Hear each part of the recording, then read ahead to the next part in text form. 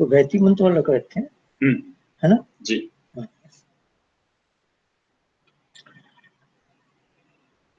Welcome to the 5th session of Vedic Unified Theory of Matter and Consciousness. As has been our practice, we will devote first 15 minutes or so to Patanjali meditation practice, which is very much cornerstone of the Vedic Unified Theory of Matter and Consciousness. Because at the end of meditation, the finally meditation is a state of mind when mind is blank, still, empty, doing nothing. So when mind is absolutely inactive, then only me, the owner of mind, can disconnect from it. And that awareness is truly me. And then that is my tiny consciousness. And as you will see in today's topic, we will bring in the concept of infinite consciousness. Because that is infinite, that is never far away from me. But we don't realize it because we are always connected to mind. Therefore, meditation is the only mechanism where I bring my mind to an inactive state, then I disconnect from it, and then I realize that I am connected to that infinite consciousness. So, there's overall meditation may sound very simple. Of course, it has a wide-ranging benefit, but at the very ultimate level, this is the mechanism to be with that infinite consciousness. And as we'll see today, indeed, this is the evidence for infinite consciousness for myself as well as of his existence. So there is a great wide spectrum of things that we can gain from meditation, including the evidence for existence of my tiny consciousness and that of the infinite consciousness. Okay, so that was slightly long introduction. Now we begin. As usual, we have 3 steps to discipline our body, then breathing, then mind. This is, of course, we just take a posture that can survive about 12-15 minutes.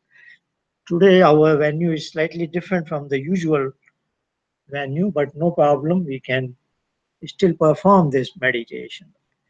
So first step is to discipline our body so that I can easily disconnect from it.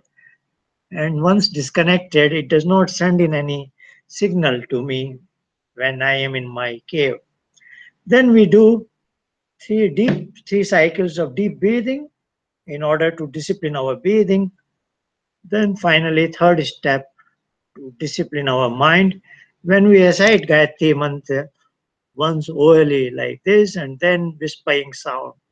That is basically to motivate our mind to let the owner disconnect from it and go and taste a new source of happiness which is available in my cave. But for that to happen, my mind must calm down. So that is kind of a motivation. I urge my mind to calm down. So body, breathing, and mind. We have already put our body frame in a particular manner. Now 3 cycles of deep breathing through the nostrils, and here it begins. Deep breathe out, abdomen shrinking inward. Hold the breath out. No abdominal movement.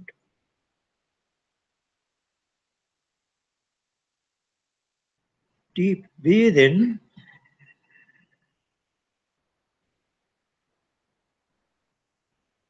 Hold the breath within. No abdominal movement.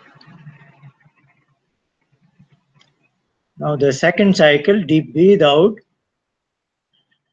Abdomen shrinking inward. Hold the breath out, no abdominal movement.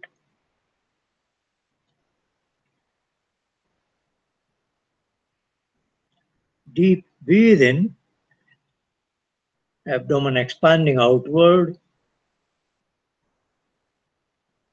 Hold the breath within, no abdominal movement.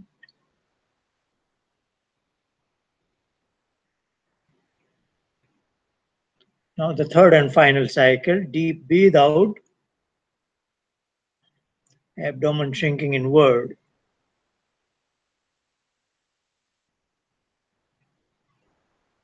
Hold the breath out, no abdominal movement.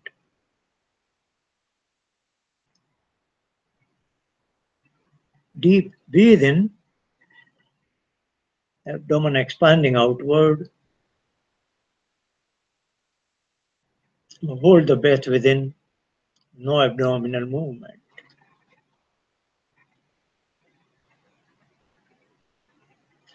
That concludes our second step to discipline our breathing. We are taking a pause now for a good reason. Basically, I am asking my mind to disconnect from breathing. As we go deep in meditation, I want my mind to be disconnect from body as well as breathing. Breathing is a non-voluntary function which will automated going on even when I am in meditation. Body will do it automated. Okay, now we are ready. Third and final step. We urge our mind to stay quiet so that I can meet that infinite consciousness in my cave, who is Swa, means absolute happiness. I want to have a taste of that. Now we recite Gayatri Mantra. Om Bhurvubhuva Swa Tatsaviturvarenyam Bhargo Devasya Dhimani Dhiyo Yona Prachodayam.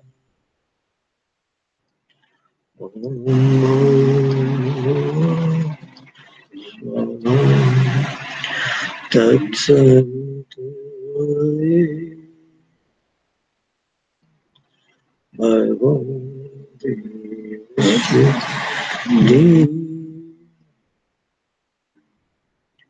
Dhiyo Yona Prachodayam.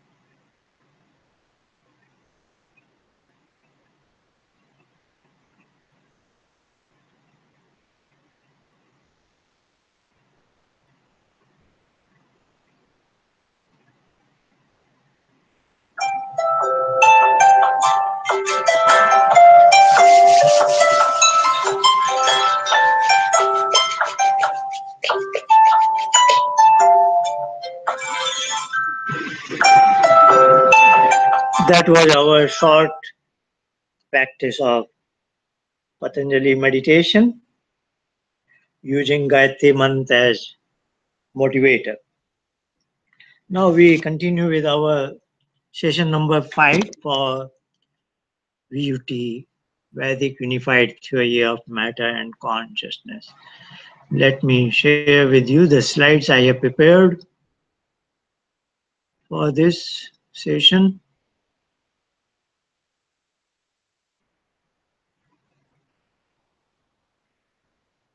Yeah, here it is. The session number 5, the title I have given is How Did the Universe Come From? A very quick review of what we have learned in last 4 sessions. In session number 1, if you will recall, we had an overview of the world scenario as it exists today and notice that the humanity is divided among two poles, between two poles of science and religion. Science, we saw, is based on fact and interpretation of facts based on rational and logical principles that make sense to everybody. But even though the science has progressed tremendously, particularly last 2 centuries, modern science, it is struggling with the concept what this consciousness is, which is a real thing. And if I know my consciousness, I can describe myself better and then should be able to chalk out objective of my life, particularly the human life, which is very precious and is fantastic. But of course, if there is no clue to what I am seeking in this world, from this world in this life, then the life is not very meaningful or purposeful. And it's not as wonderful as it could be or it should be. So these are the issues we looked at in session 1. And then we thought it would be very desirable if we can supplement the scientific basis with a concept of consciousness. If there was a super science, so to say, which included the concept of consciousness in a rational, logical, scientific manner, that would be the best wonderful thing. And that's what this course is all about.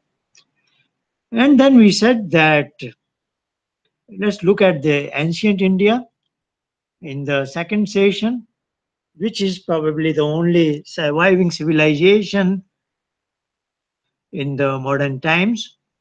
And prior to 5,000 years ago, when the religions took birth, then we ask ourselves what were the guiding principles for the humanity at that time.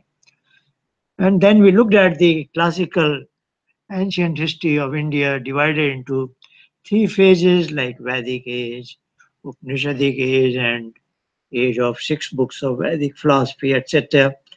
And then we said, prima facie, it looks like there is a readily available blueprint, and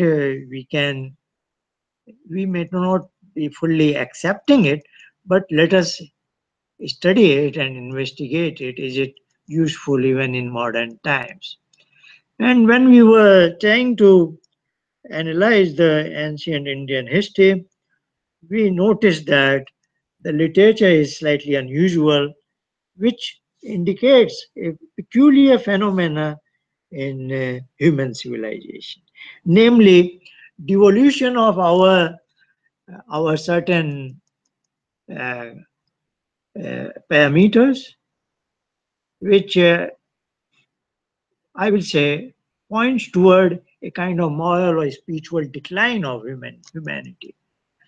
Not a monotonous absolute decline, but the trend is decline.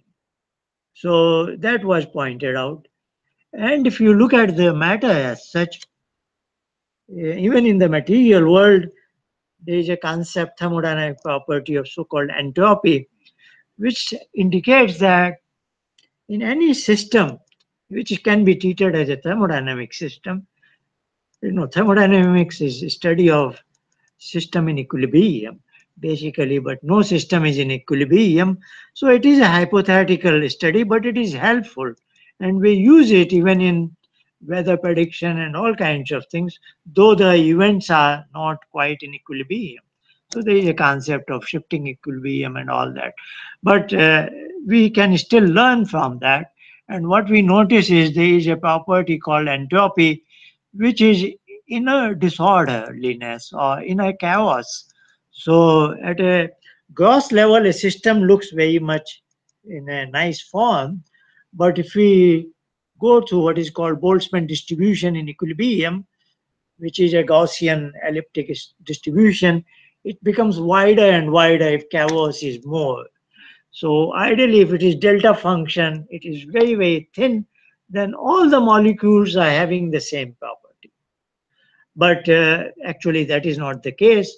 So there is an inner chaos which leads a lot of my molecules to have property.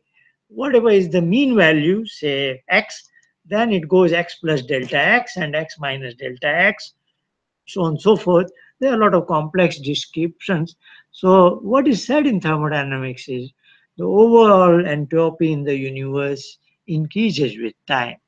So, this chaos thing, disorderliness is increasing with time. And that's what Vedic philosophy is all about, that this whole universe came into existence, then that chaos will increase, then it has to be reset, something like that.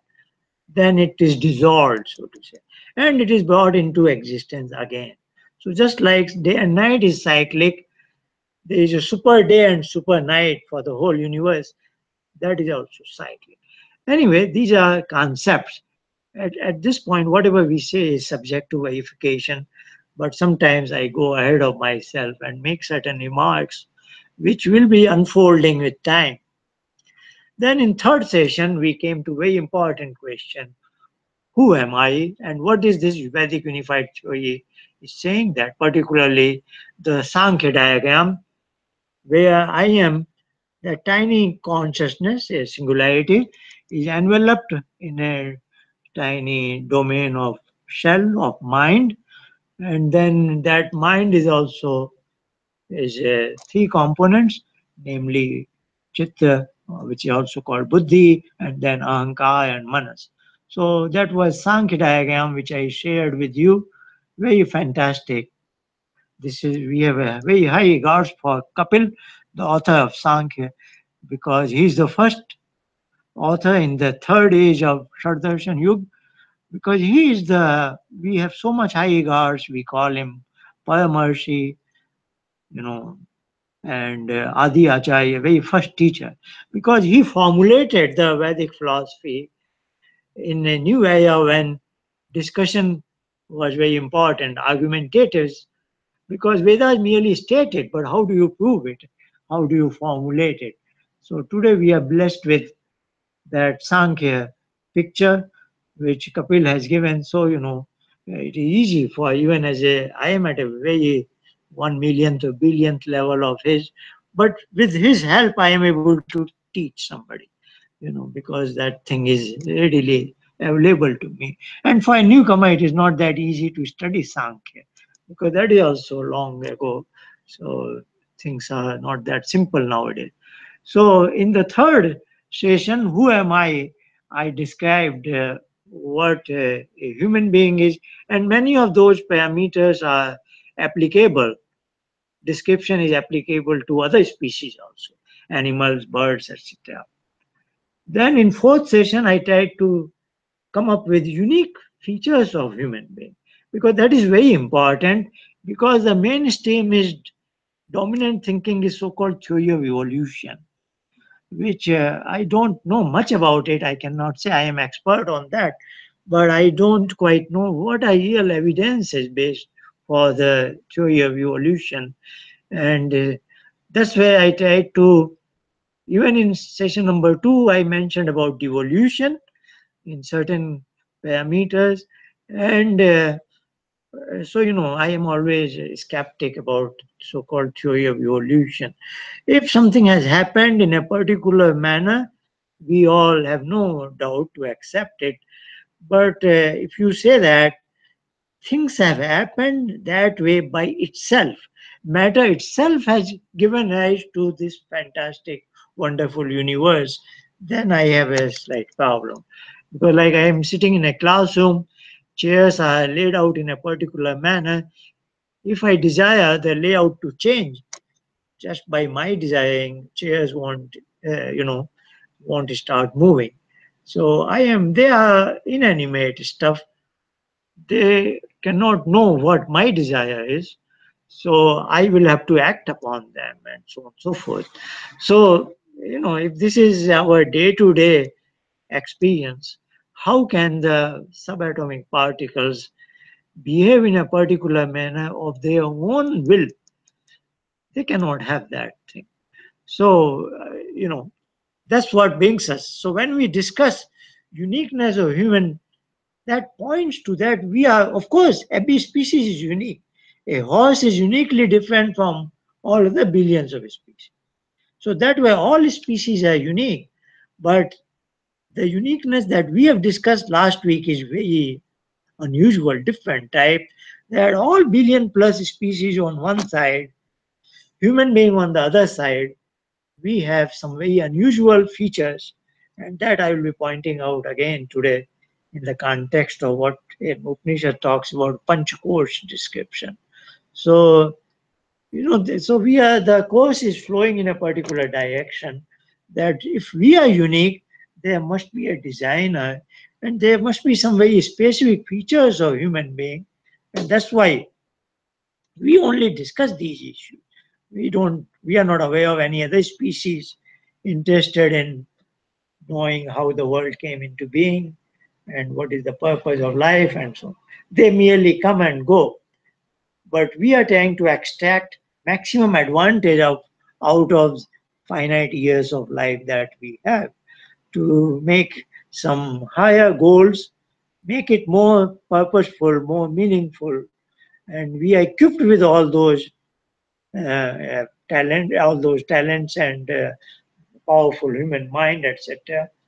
So that uniqueness, the last week we have studied, was definitely for a purpose that there must be some designer who has, and there is some design behind all this, and that's what we must explore and align ourselves with those designs. So this is a kind of background I have given to you, and today, with that prima facie understanding that there is a designer, there is a maker of the universe, we want to see, raise this question, that is the title of this fifth session. How did the universe come from? Where we live.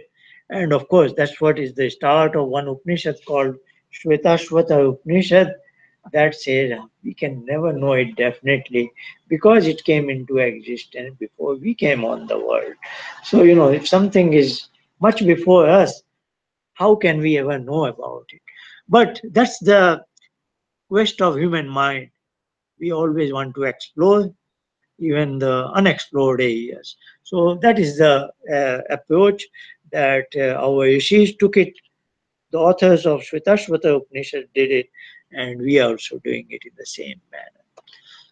So, in my personal studies, I have benefited in a particular way of thinking. So, I want to say there are certain things that come into existence in the world in our very presence, and we are quite comfortable with them. So we want to formulate, trying to find a mechanism, a logical framework that how things come into being. In this kind of a thing, very basic law we want to accept, which probably is acceptable to every human being, that is called law of cause and effect, law of causation, so to say, that any change that is seen, even for that matter, say a wooden chair, that is a change. It came into being into existence, it was not existing. So the day, the moment, the hour it comes into existence, it, it is treated as an effect. Then it is a very valid inquiry. What are the causes behind it? How did this come into existence? That will help us understand how the universe might have. If we can formulate a framework for human made objects, which we are more comfortable with, we can extrapolate those principles to natural objects also. I think that should be a reasonable method to proceed. So we take a human made object, utilize the law of cause and effect, and we learn from it. So naturally, this is treated as an effect. We ask ourselves, what are the causes of it? Naturally, somebody will say, this is a particular wooden chair, nobody could have made it. Yes, wood is definitely a cause of it.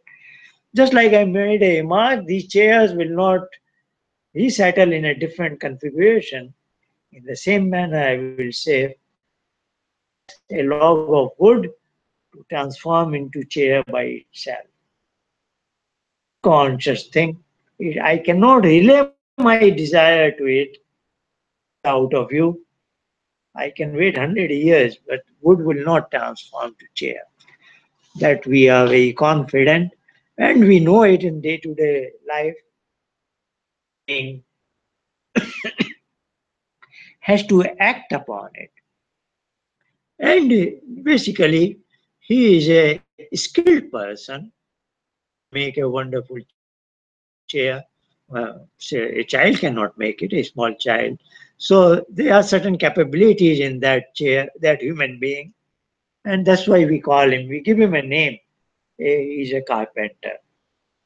So carpenter is basically a human being, a conscious human being, and we have seen in third session, consciousness has three powers: ability to know, ability to experience, and ability to act. So in this particular case, carpenter has a knowledge that how wood can be transformed into a chair. He has a design in his mind, and he is equipped with certain tools. He has two wonderful hands, and then he knows, that's his skill, that he can cut into pieces and then join them in a particular manner, and given certain time, he can make a chair. This is the process we see day in and day out. Of course, time is a cause. Without time, he couldn't do it. Space is a cause, he needs certain space. But these are so standard causes, we don't want to, we are not going to talk much about them. But let's talk what is specific here. Specific is that person, carpenter, who is an intelligent human being and has the skill and knowledge and the capacity to act upon wood using certain tools and transform that log of wood into chair. In that process, suppose it took half a day or whatever it is, carpenter, of course, if you speak very rigorously, he has gone through certain changes, but for all practical purpose, we will say carpenter has not gone through any major transformation, whereas that log of wood has gone through massive transformation, is it not? So for this purpose, and there is another differentiating thing we have noticed, log of wood is void of consciousness, carpenter is a conscious being. So for these two kind of reasons, we give them, both are causes, very valid causes, very must. Still, we call wood as a material cause and carpenter as the efficient cause. The Sanskrit term is upadan karan and nimitta karan. So these are terms. If you get it, fine. If you don't get it, no problem. But this is what is the Nyaya Darshan, philosophy of logic, the third book in the Shad Darshan sequence we were talking about. That teaches us philosophy of logic. So that gives us these different names. So this is efficient cause or agental cause, carpenter. He is not going through transformation. He is the agent who is causing the transformation. But then at the end of the day, we'll say, why did he do this? Why did he spend so many hours and so much of labor to do this? Of course, somebody is going to use it. So there is another cause, slightly hidden cause, but that is very important. So to say, an end user who will use this chair. And he must also be a conscious being, is it not? Because that was the another ability to experience it. And sometimes the carpenter may make a chair for himself, then he decides to use it because he's also a conscious being. He can make it for himself also. But in a general case, he will make for an end user, whoever is the end user, is it not? And this is so not for just human-made object. Let's take a let's take a dog house for that example. Carpenter will make a dog house for a dog. Dog is the end user. Or let's look at a bird's nest. A bird makes a nest for itself. Bird is also a conscious being. So all these things we see in our day-to-day life, there is no big deal about it. But here we are specific that yes, some matter is required, some material thing is required. We cause its transformation, and the one who causes the transformation has the knowledge and the skill, and then it is used by the end product is used by somebody who has the ability to experience it. So Jian, Kerm, and Borg, we have talked these three specific powers of tiny consciousness. They are visible here. It's so simple. So once we have understood the framework, things are very reasonable. So we have listed here. I've used a color scheme, no problem. Wood is the material cause that goes through transformation. It is void of consciousness. End user is the beneficiary who will enjoy it. We have put a technical term experience because it can be sukh or dukh, Sometimes you can make a pigeon to cause, to give a, waterboarding, what they call. They do all kinds of torture. So that will not be enjoyment. But we experience something that can be in the wide spectrum of pain and pleasure. So carpenter is the efficient cause who has the ability to know and act upon. So this is what we have learned from all this in day out. And now in the spirit of that Shveta Upanishad, we extrapolate this. If this were to be true for any object we made, then why should I have play with double standards that the sun and the earth they came by itself? If the simple lamp doesn't get made by itself, how can other natural objects get made by itself? So there also any material thing is always a transient thing that is called parinami. And molecular level we know everything is changing every moment. So they must also, what is called, they are not eternal. No material thing can ever be eternal because by definition they are transient. They are going through transformation. So they must have come into an effect form at certain time. Prior to that, it was in a some other in a kind of sleepy form. It was not visible. Like an earthen pot is an object made by us. Otherwise, it is lying as a soil, and that potter collects the soil, adds water, does all kinds of things, then makes it. So in the soil also the pot exists, but it was not it did not appear out of it unless somebody intervened and acted upon. So in the same manner, we will presume that all those tiny particles of matter were there. They have in hand this capacity to become sun and moon and earth and all these rivers, mountains, everything, but not by itself. So we say that there is a yeah, we have discussed this slide. Now we are extrapolating to the universe, which is a natural world, and we say, how did this come into existence? So we say, as a carpenter makes a chair out of wood for an end user, we make in the parallel sequence a statement. This is a statement at this point, subject to verification. There is a consciousness. It must be infinite because universe is almost infinite as far as we know it.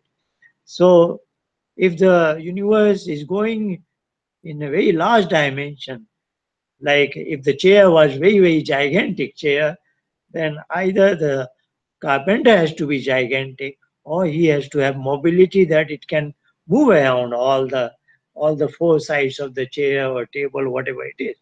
So finally, if there is an object, there is a maker of the object, then the maker must have direct contact with every particle of the object, isn't it? So if the universe is nearly infinite, then that consciousness must be at least equal to that or larger than that. So we'll say it is infinite consciousness. It makes the universe, like carpenter makes the chair, out of there is a material cause which we just call as matter at this point. And the end user is we all tiny consciousness, human beings, animals, birds, all those who can experience pleasure and pain. So they benefit from the air, water, food, sunlight, everything. So it is for all of us that this universe has been made. We are conscious beings and we must have made out of matter, which I will presume at this point as an ocean of that small particles. And then he somehow does it, like it's plaster of Paris, and like we play with the Lego pieces, whatever you can imagine at this point. Just want to highlight, I have used the word he makes rather than creates. We use sometimes, I also slip into that language as if universe is creation and all. Create is not a wrong word. Of course, if it is somebody's creation, it means he is not just the maker, he is also the designer of that. But the word create also sometimes give an impression, especially particularly in some religion, as making out of nothing. So I don't want to buy that line of thinking. So I want to say I don't. I have all the highest regards for this wonderful design of the universe, but so that I cannot be labeled following a particular thought process as if the universe can be made out of nothing. I don't want to buy that line. That's why I'm using the word make rather than create. But of course, the maker is also creator for that purpose. But he needs the subatomic those particles or matter, whatever forms. It could be an ocean of plasma. I have no idea at this point. But we will say, you know, just like carpenter needed that log of wood, this infinite consciousness starting point is matter in a very primordial state, which we can never know it. But let us assume something, whatever that state is. So this is a statement that makes us jump from the man-made world to a natural world. And then we want to list, following this Vedic unified theory, if there is some kind of a pattern.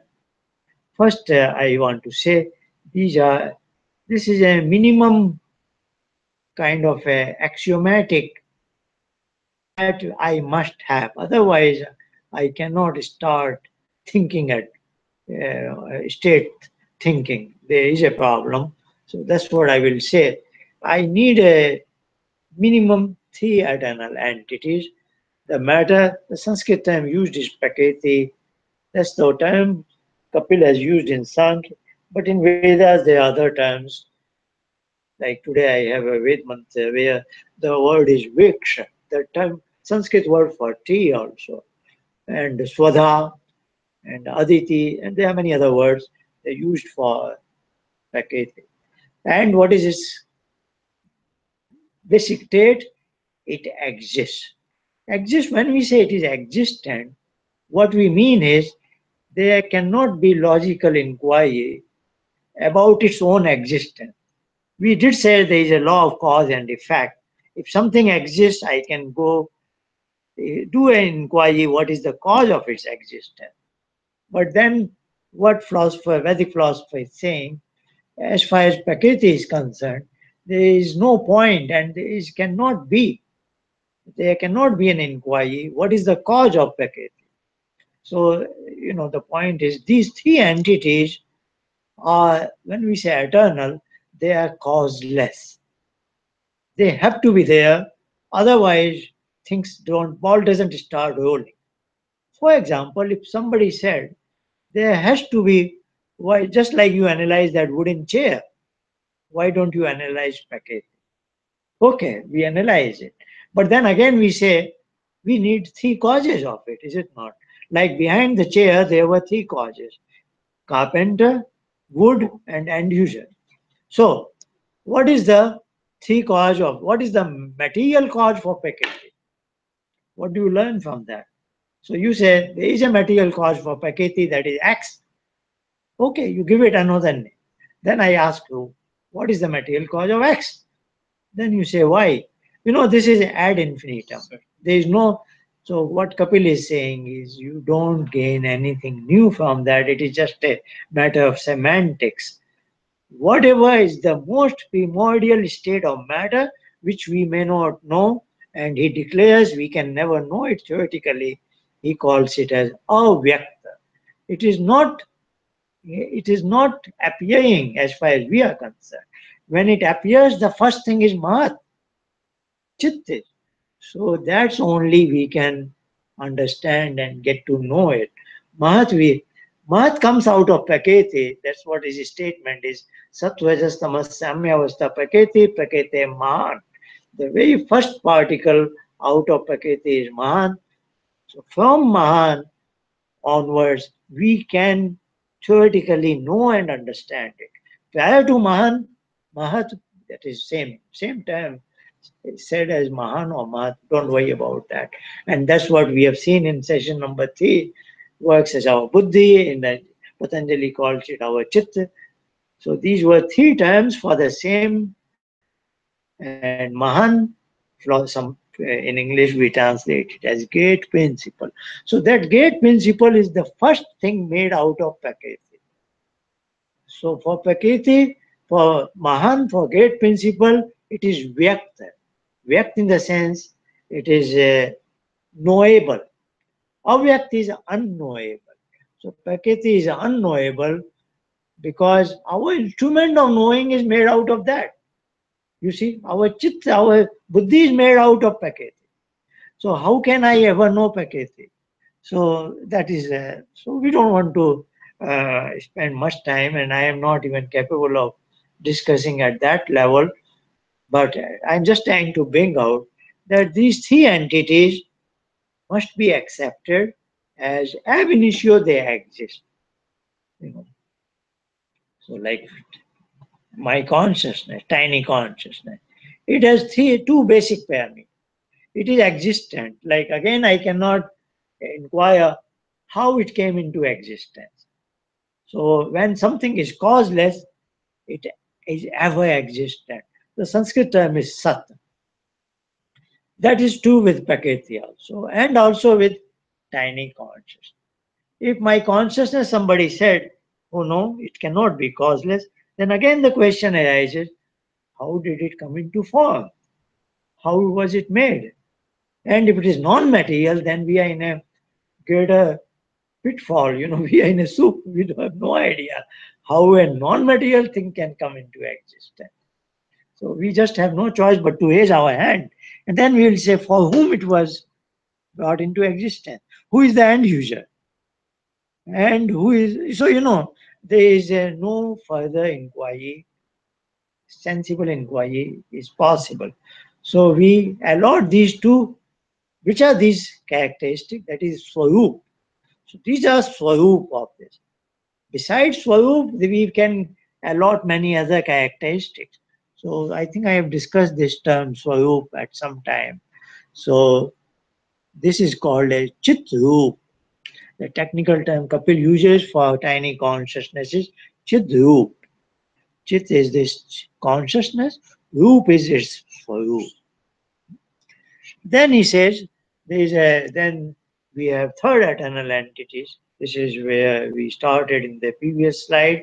That was our conjecture that he's the maker of the universe, and of course, he must be a conscious being. And tentatively, we have given it a name, infinite consciousness. This also has existent, ever existent. Otherwise, who would be the agency who could bring him into existence? And of course, his conscious being. Without that, how can we know that sun should be like this and earth should be like this? And also, there is a third important attribute which is inherently true with it, that is so-called anand. It is blissfulness. And this we have discussed last week when we discussed unique features of human being. We noticed that we are in a Maya's-like unsaturated state. We always want to upgrade our level of happiness. And then we made a oblique remark. The only way we can come to finality is what is we do meditation. When we go to that point where we say, now I have no more thirst of that kind. Now any other worldly object does not attract me. So that is called Vaitrishness. That is Patanjali's term. Trishna is thirst. When I have no more thirst, when I have tasted that absolute happiness, then I say I have had all in my life. So that is the finality, and that is possessed by this. So that is called Anand. And there was a reason for me to show you, like Maharishi Dayanand in second principle of Vaismaj, he writes, Ishwar Satchidananda Swarup. So this is what this compound word is made of. Sat, Chit, and Anand. These are, Sanskrit grammar, Sandhi rules, so to say. How there are certain changes. When Sat and Chit comes together, it becomes Satchit. This becomes Cha sound.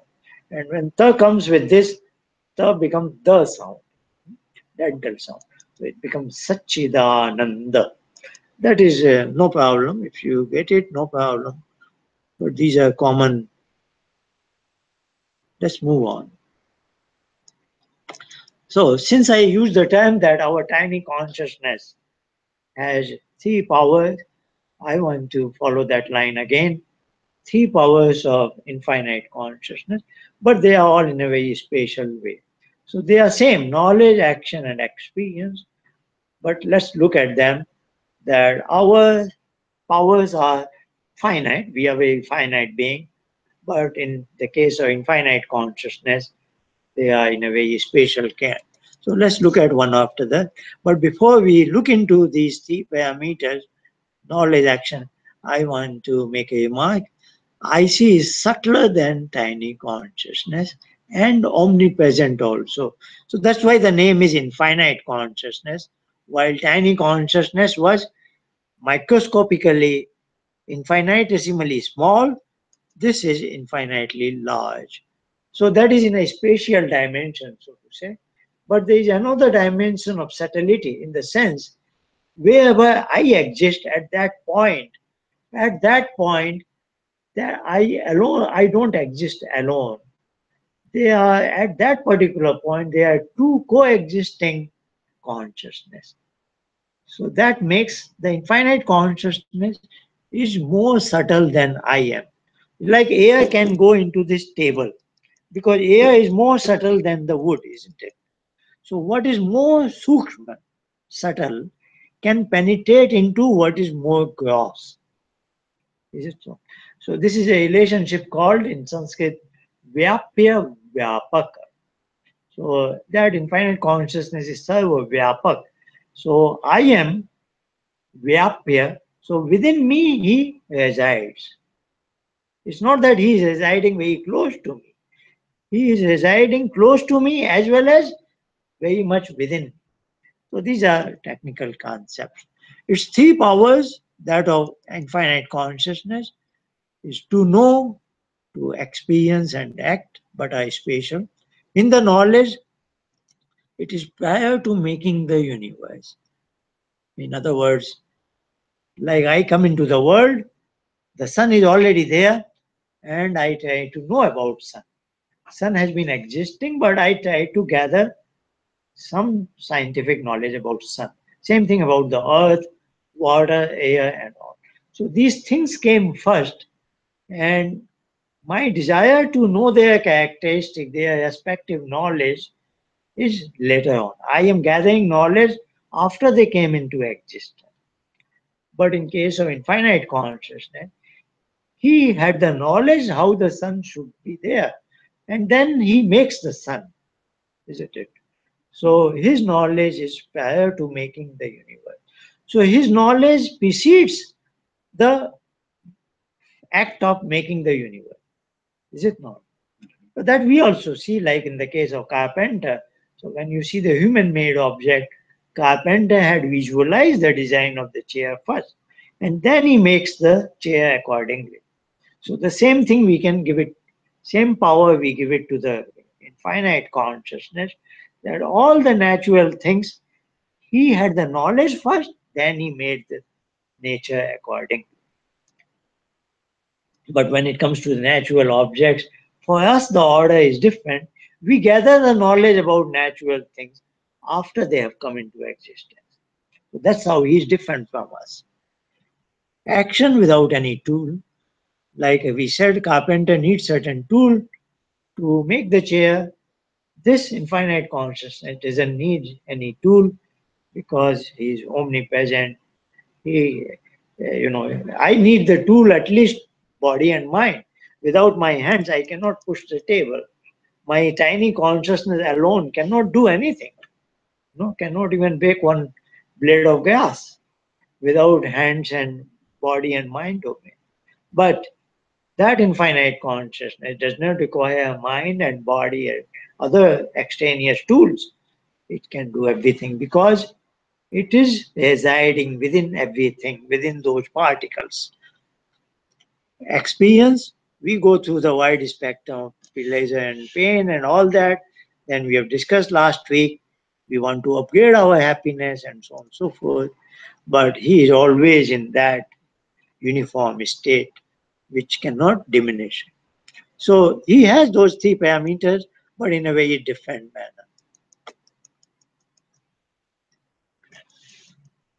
He is a maker, sustainer, and dissolver. So now we are looking at this visible world around us, which he made, and this is now slightly, seemingly carpenter made the chair, infinite consciousness makes the universe. Looks like both are carpenter and that infinite consciousness are at par. Now we are trying to see they are not at par to each other. There are a lot of differences. Like we have seen, he did not require the tool, carpenter required the tool. And now we'll see another thing, that carpenter is merely the maker. He cannot sustain the chair. I use it for a couple of years, then it starts, the leg is dwindling, this and that. Then I have to go back to the carpenter and then he will repair it. But in this case, nothing changes. The earth is moving around the sun exactly as planned, and even after millions of years, the course is not changing, nothing is happening. It is exactly because he is sitting inside the earth, inside the sun, and whatever the healing sustenance part is, he is doing concurrently. So, it is very difficult for us to visualize this. I buy a car, some good engineer made it, but you cannot visualize that engineer sitting inside the car, inside the engine, so that the engine never malfunctions. We cannot visualize such a possibility. In real life, such a possibility doesn't exist. That malfunctioning will take place, then I will have to go back to that engineer. Because for the simple reason, engineer is not infinite, he is at a finite location, and I am the user is using at some other location, and there can be no connection between that engine and that engineer who made it. But those that's what the concept of infinity is. Infinite consciousness, whatever it has made, it sits inside that. And every moment, any transient thing is happening in the system, in a tree, in the leaves, in the earth, in the sun, in the river, in the ocean, he is causing it in a particular manner. So he is sustaining the things the way it is behaving. So he is not that he made it and got away from it. He is always in that object. And then, as we know, the material things, even the natural made things, will decay with time, will degrade with time. Like a tree, wonderful tree, but after 200 years, that also falls down. So we see in a small subset things are happening. They take birth, they stay, and then they disappear. So this must be happening to the entire gigantic universe also. That we say. So he is doing something that it must degrade in a particular manner. Like I mentioned about second law of thermodynamics. If it is happening, if that law is true, then it is his law. He has made things to happen that way. And there must be a reason for that. I will make a conjecture, probably because material things must transform, must go through transient of changes. So the changes must be happening in a manner that it comes up, it comes to its climax, and then it degrades. And then finally, degradation is, it may sound bad as if it is destruction or so. That's why I've not used it. A lot of people in this Indian philosophy, they say it destroys. They will say he creates, sustains, and destroys. I'm not using the word destroys. I am saying dissolver. So bringing it back into that ocean of plasma, that's where these things started from, the Prakriti. So it will come back to the Prakriti form, and then he will make it again and again, dissolve it. So that is the cyclic process. So this is, we are looking at this external world which is visible to us, and within that visible world there is a microscopic world which our scientists try to explore, and there are corresponding laws of nature, or there are forces which we know up till now: gravitational, strong and weak nuclear, or electromagnetic. That's where present physics stands. So we are saying that infinite consciousness is the lawmaker, law enforcer, and everything. Because those particles will not come together and say, let's make these law and follow these laws. It doesn't make sense. And that's what we are saying. There is a governing body who has full authority over all that. And not only about this gross world, I'm just showing you the Sankar diagram again, that I am a tiny point-like singularity. Who made the shell of my mind and all this? So this is all within my sensory organs. So that is where this is called as Atindriya. So that visible world was, I can theoretically know it from my five sensory organs. That's what scientists try to do. But this is within that. So if my eyes are here, how can my eyes see Manas? How can my eyes see Ankar? It can never see it because this is more subtle than this, isn't it? Just like I argued, this is my intellectual faculty. How can I ever know Prakriti, which is made by itself? Not go back where it came from. You cannot know subtler than the instrument what it is. It's as simple as that. If an instrument has a particular subtlety, you cannot use that instrument to probe something which is more subtle than that, is it not? So that's what we are saying. Like I cannot use my buddhi to get to know Prakriti. I have to use what is called Anuman Praman. It cannot be pratyaksh. It cannot be direct perception. So as we are looking at this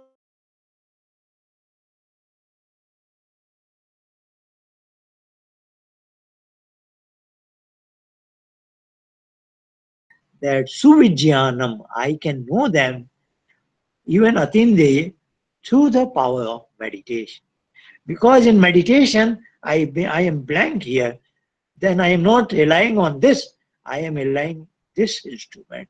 then I can know some of these things. So that's how Kapil must have got to know what this diagram is.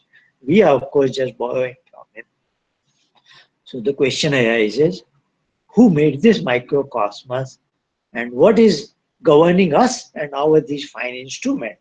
So previous slide I showed the visible cosmos. This is my microcosmos.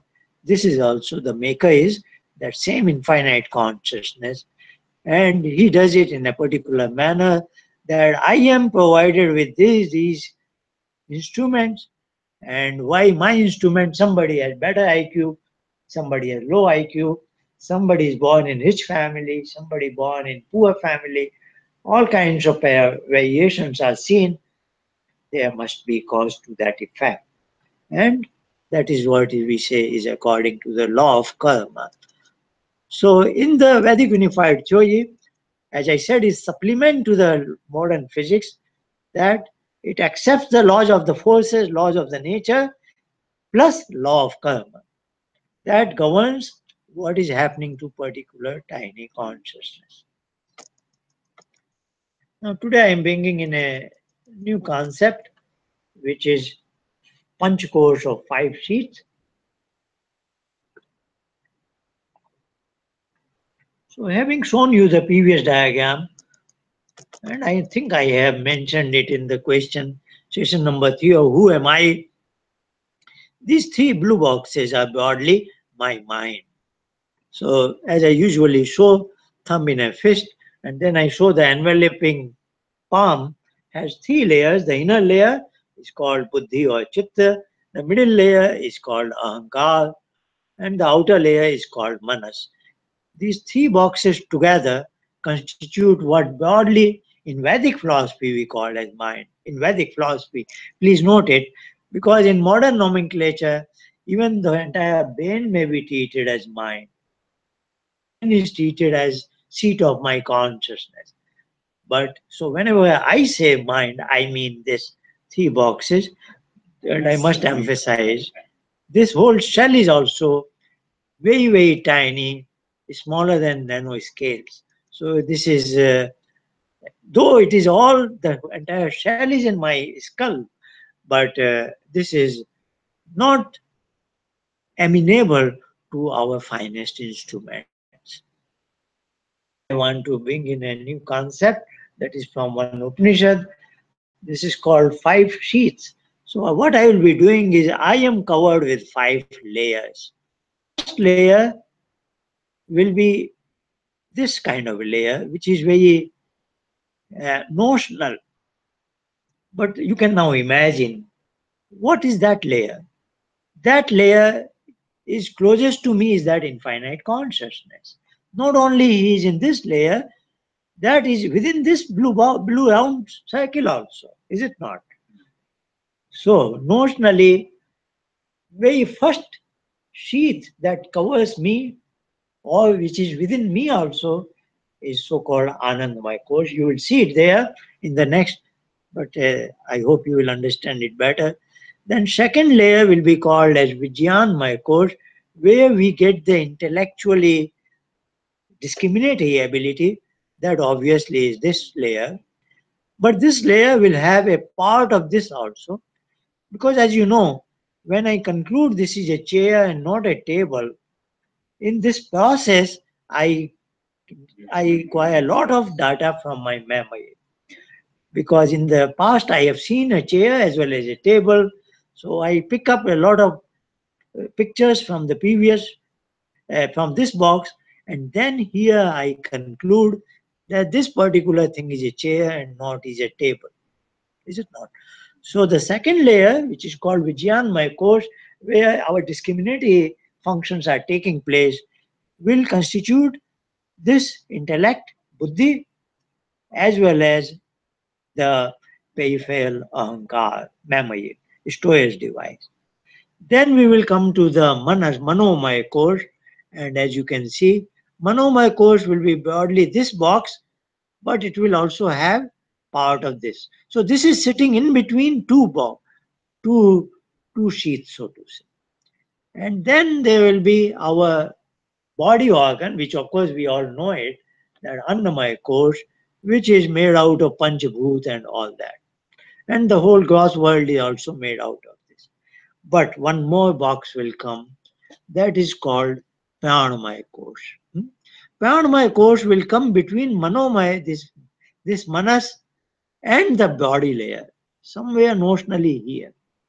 So, like when I teach meditation, I say, like we did meditation today, we did not jump from step 1 of body to step 3 of mind. We always go through an intervening step related to breathing. Breathing is a pranic domain, so that is what should be appreciated here. This is a pranic zone between the mind, outer mind, as well as inner mind. So please understand this carefully. This is me. Very close to me is the infinite consciousness, as if he is protecting me right deep in my shell, which I can share that Anand if I want, provided I disconnect from all these boxes. So that's why we do the meditation, that we disconnect from whole thing and then feel the proximity with him. So this will be our Anandamaya course. This will be, actually I have not even introduced those terms to you, but for sake of time, this will be our intellectual functioning sheath. Then this will be our mental sheath, so to say. Here we acquire knowledge. All incoming knowledge is brought up to this. Outgoing action is initiated here. This I have commented somewhere, that that's why I made these red color arrows. In station number 3, I did all this. That experience is when it gets registered here. That is called bhog. The knowledge gets registered here. If it has come up to this point, I cannot deny knowing it. So knowledge, look at 3 powers, remember that. 3 powers of knowledge, action, and experience. Experience, the finality is here. Knowledge, the finality is here. This is incoming knowledge. Action is outgoing, and that emanates from Ahankar. I have made this remark in session number 3. That's why there was a small arrow red color, here it became a bigger arrow. Give you an example, walking and talking on phone and changing my bags from one end to end. I have done all this in session number 3. So Manomaya course is a agent for outgoing action. Vijnanmaya course is for incoming knowledge. And then body fame is all that connects me to the outer world. Is it not? Now, that is very important. That's what I said. The IC is not only the maker, he's sustainer also. So how do these things every moment work properly? My body, my mind, and all this work properly because of one more layer, that is called pranic layer. He is always sitting inside me to ensure every critical organ, not critical organ, everywhere it is found. If I have a scratch, he closes it with a particular dark skin. And then he does a surgery. He is healing everything, is it not? So everywhere, everything is happening. Blood is circulating. Everything is happening. A lot of things are happening in our system, which we are not concerned, which we are not causing consciously. Very small amount of functions, like lifting something by my hand. But our food is being digested, metabolism, and blood is circulating, respiratory system, nervous system, all this is working non-stop because that maker is sitting inside. That is Pranamaya Kosh. And then this Annamaya, actually he is everywhere, but that is his that is his office, so to say. That is his office because he cannot be pinned down, he is infinite. But this is his, so to say, central office, but he's working everywhere inside. He takes care that chitta must function so fast at the speed of light. So all this, then this will be outer body layer. Okay, let's move on. So this is what I am showing you here. Notionally, this is me. The closest to me is Anandamaya course. English translation is bliss layer. This is not my blissfulness is not my characteristic. It is the characteristics of IC. But he's so close to me that if I made sensible decisions in my life, I could taste it that. Yeah. Which we have a faint taste in deep sleep. That's why our philosophers analyze deep sleep very carefully. In deep sleep, we are disconnect from all this and we get a feeling of that, but we have that feeling only when we come out of. So that he gives free to all. And those who are good people labor hard in this direction, in Sankar and Yoga and Vedic direction, then you can taste it in real time. That is what the whole purpose of meditation is. Okay, the second level, as I said, is intellect layer, Vijnan, my coach, which is Chitta and Buddhi plus Ahankar is also functioning there. This is where knowledge is getting into me. I accept, it gets registered to me. My actions are emanating from Manomaya course, which is primarily Manas but is pushed by Ahankar. Then that Pranamaya course, which we had not discussed in these previous sessions, this is what I see is taking care. He is an engineer who is sitting in the whole system and ensuring it is sustained properly. When he takes away his hand, Pran is gone, I will collapse immediately. Indeed, that is the definition of death, that no more this system, particularly this part, the body, gross body layer, is no more usable. So this connection has stopped, then this much, myself, and these three layers, that shell will go away from the world, from this huge body. And once I have departed from the body, no matter, I cannot be brought into life again. If there is slight delay and our good doctor do something, I can be revived. Certain accidental deaths, etc. But usually in natural death, it just goes away. There is no more time for. So that was it. Let's go further. I have 10 more minutes. So now I want to give you another perspective, a Vedic perspective. Some of these things I tell you, I must say, you are not likely to find in any book. So you have to listen to it carefully if you really want this knowledge. Like what now I am going to show you, a perspective of the whole cosmos universe is I haven't seen in any book. So that's the 5 layers sheets I talked about. That is within me. Now I want to juxtapose it over the out universe. So I will say, I claim, and then it makes sense. So you will also agree that the entire universe can be seen as a coexisting continua of 5 sheets. So like this table,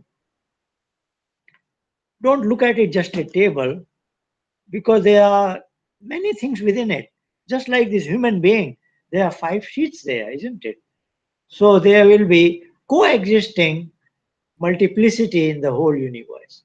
But still, we want to see 5 dimensionality in the objects that we see from a human perspective, which is, of course, very limited. So I want to transform those 5 sheets to the external world also. So I just make a pyramid. This is just a nomenclature at this point, hierarchy in the universe. So I want to say, maybe in the universe, these kinds of things, which are like a human being, has 5 layers. Maybe certain things have only 1 layer, 2 layers, 3 layers. So I am dividing now external world into 5 kinds of pockets, that certain objects have only 1 layer, things like that. You will understand it.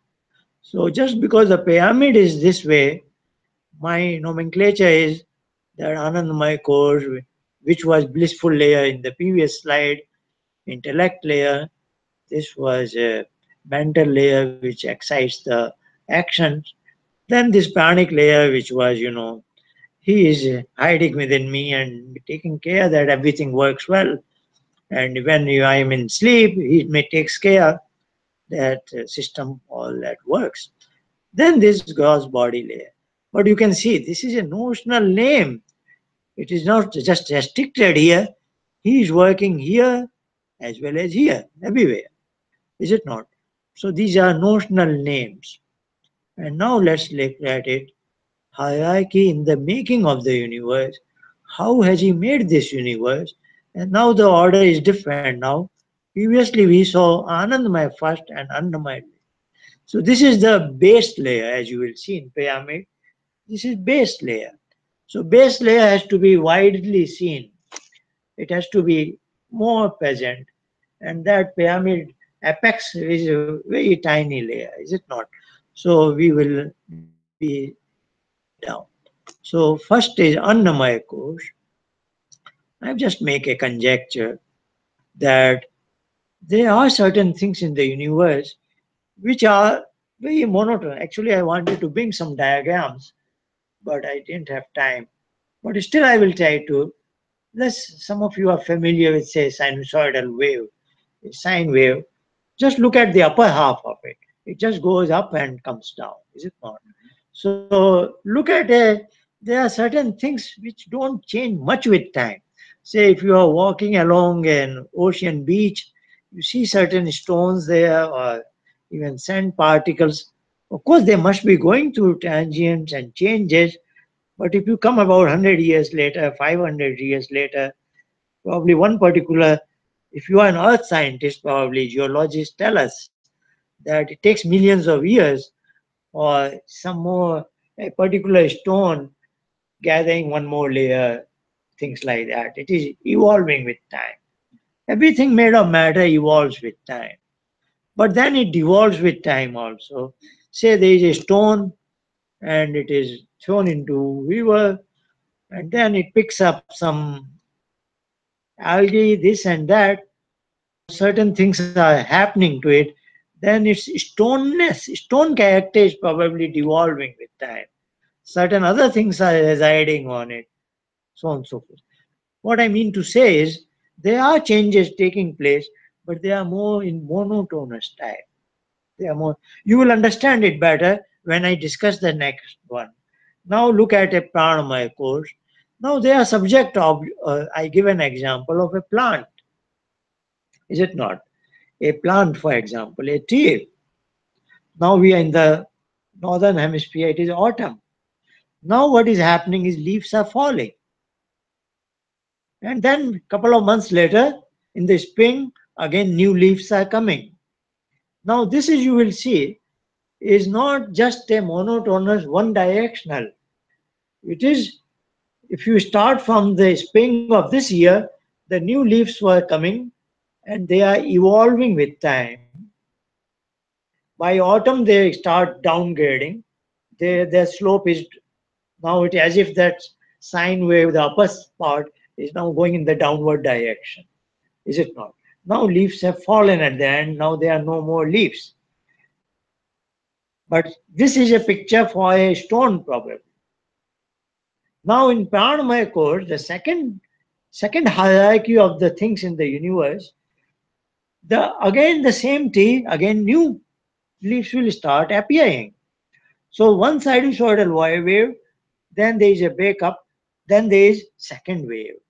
That second wave is probably missing in the case of a stone. That has only one wave. And then it is gone off. Something happens to it. But in the case of a tree, there is a cyclic phenomena. This cyclic phenomena is very important. It evolves and devolves with time. There is a cycle, and that cycle appears again. Is it not? So that way, plant is one hierarchy above the stone. Is it so? So I will say, if plant was only matter alone, of course that was going through transient, but not cyclicity.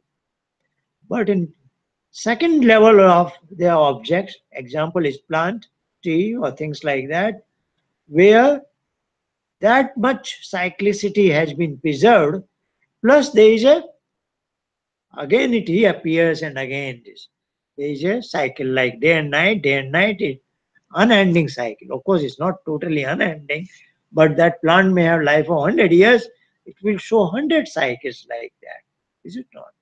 So that is one important thing to be borne in mind. Now we go to a third level where I will say animals, birds, and all conscious beings are there.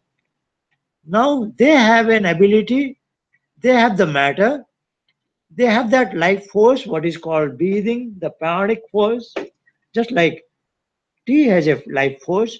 So that prana I am now calling it into English as life force.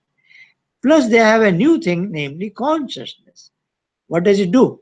It feels joy and pain of experience. And that is examples are animals and birds. They have Annamaya course as well as Manomaya course. Okay. Now we look at the fourth layer, a further evolved. If you want to use the word evolution, no harm. Human beings are with four layers. What is it? Matter plus life force plus consciousness. That was with animals, birds. Plus we have intellectual faculty that we have discussed last week, our discriminatory ability. That's why we are one notch above animals, birds. We are human beings. Now, among human beings, we can have some superior human beings. That's why this concept of Anandamaya course is important. The human beings can, within this present life, I can upgrade myself to a higher level, which every human being is capable of. This is why this punch course is so important to understand. It can motivate us. Otherwise, we come here as a human being and go away as a human being, just like any animal. Of course, we are one notch above because of our discriminatory ability. But then one more thing can happen. Beside our intellect, I can have taste of Anand. That was Anandamaya. That is, I am capable of Ishwar Upasana. I can be with that infinite consciousness, which these animals, birds cannot be. Only I have. That's the unique feature we have discussed last week. And that is the way to realize my full potentials of 5 layers. Otherwise, every human being is basically in the 4 layers.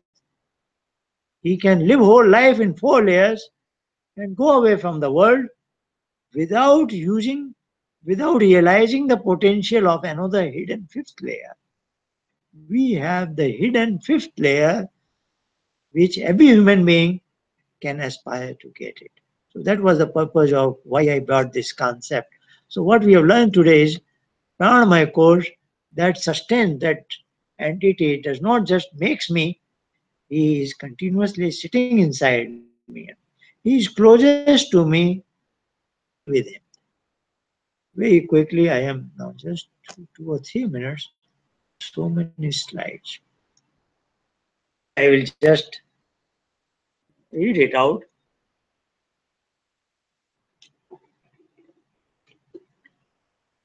Just bringing out something from Sankhya, which is the first book in those 6 series, and Brahmasutra and Vedanta, which is the last one. So from Sankhya one, I haven't put the exact F in. So he served with Sarvakata. So that infinite consciousness, so is he. He is a emphasis. He only is. He only is what? Serve with. He is all knowing.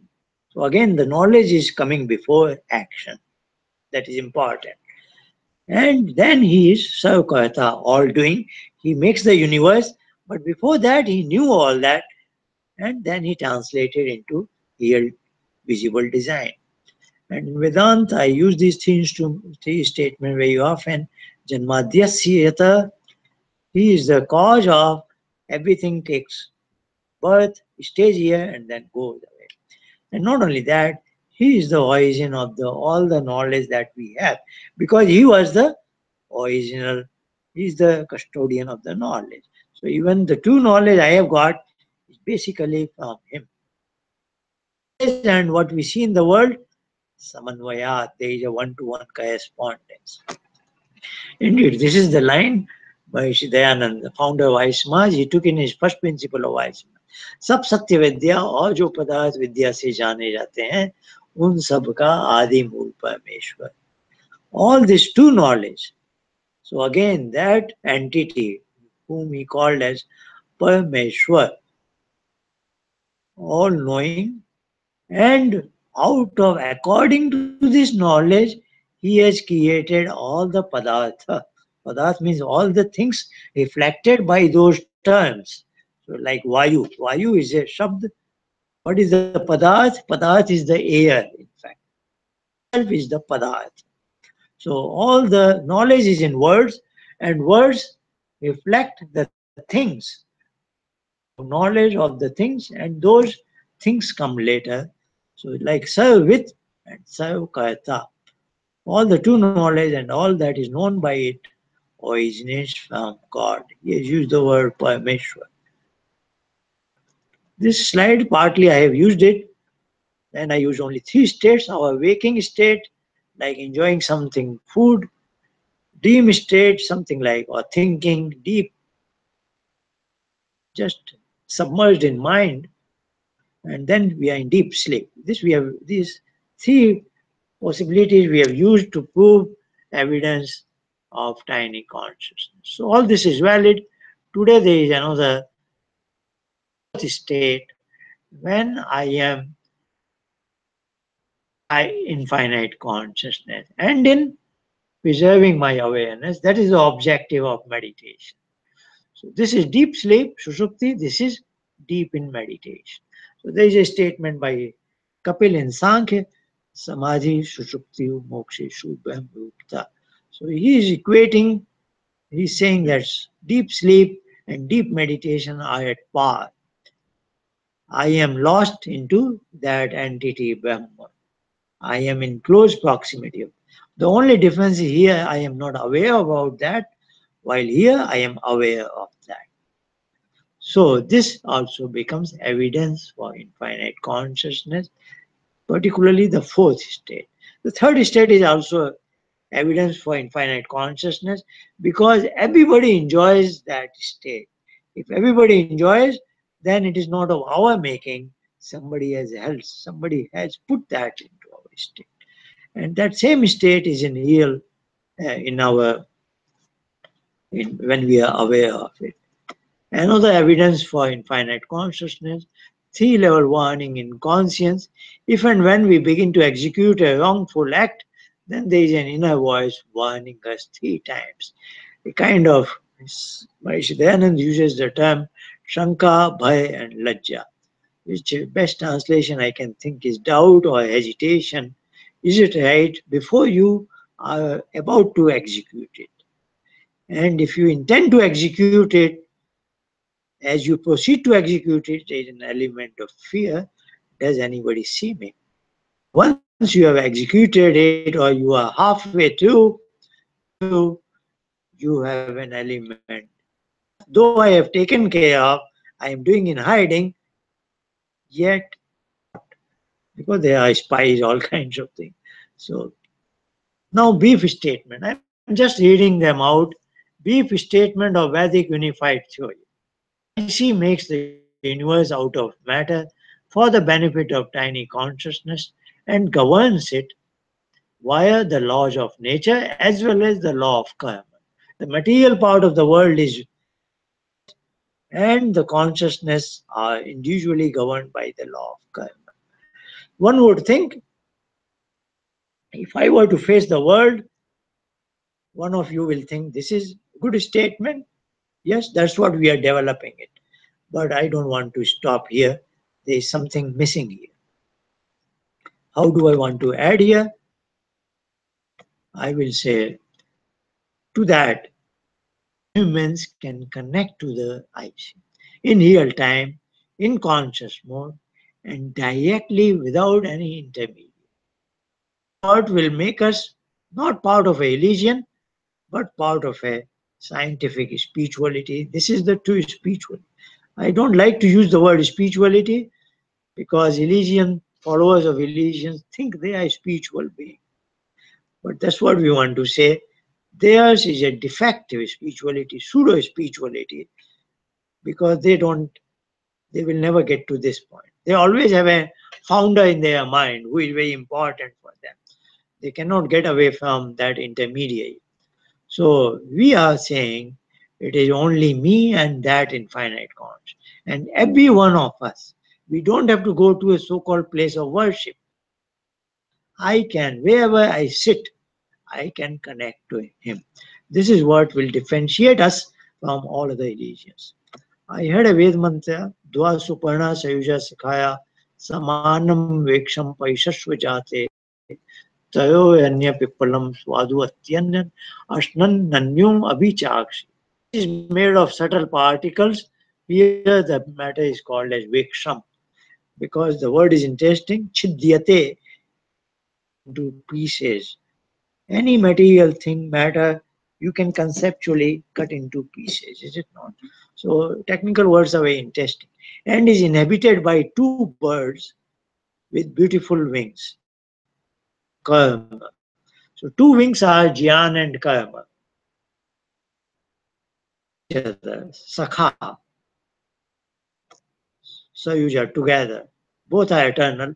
So myself, my tiny consciousness, and that infinite consciousness. We live together in this world. We are friend to each other. Them eats the fruits. That's what gives rise to pleasure and pain of life and gets its taste. Merely witnesses who gives me rewards according to my karma. So he's just merely watching it. Today summary is very simple. Sorry to have exceeded by 6 minutes. I see must exist and there are evidences for that. As humans, we can connect to it direct. Much for joining.